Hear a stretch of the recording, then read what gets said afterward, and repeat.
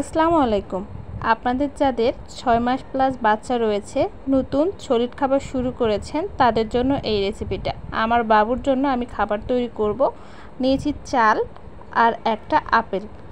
মজাদার এই পিউরিটা বানানোর জন্য আমি চাল ভিজিয়ে রাখবো। 1 চা চামচ আমি চাল একটা বাটিতে নিয়ে নিলাম। আপনারা চাইলে রান্নার রেগুলার চালও নিতে পারেন, তবে চিনি গুঁড়া চাল একটু নরম, এই জন্য আমি নিয়েছি। পানি দিয়ে চালগুলো ভিজিয়ে রাখবো। বেশি সময় নিয়ে ভিজিয়ে রাখার কোনো প্রয়োজন নেই, 5 থেকে 10 মিনিট আমি ভিজিয়ে রাখবো। আর এইদিকে আপেলটা কেটে নিব।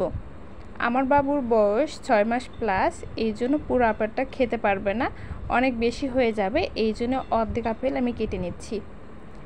এরপর পিলারের সাহায্যে চোচাগুলো ছাড়িয়ে নিতে হবে।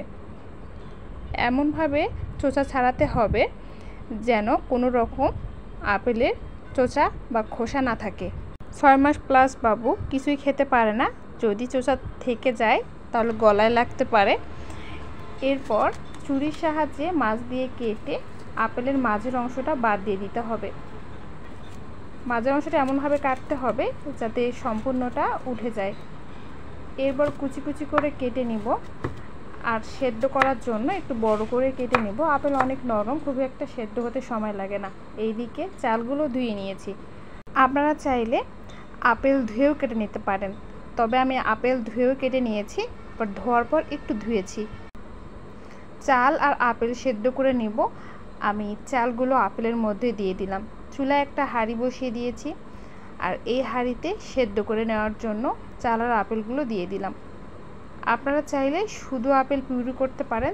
আমার বাবু এভাবে খেতে ভীষণ পছন্দ করে। ঢাকনা দিয়ে সেদ্ধ করে নিতে হবে, তাহলে পুষ্টিগুণটা ভালো থাকবে। চুলার আঁচটা কমিয়ে আমি লো হিটে সেদ্ধ করে নিয়েছি। দেখতে পাচ্ছেন আপেলগুলো অনেক সেদ্ধ হয়ে গিয়েছে, চালগুলো কিন্তু হয়ে গিয়েছে।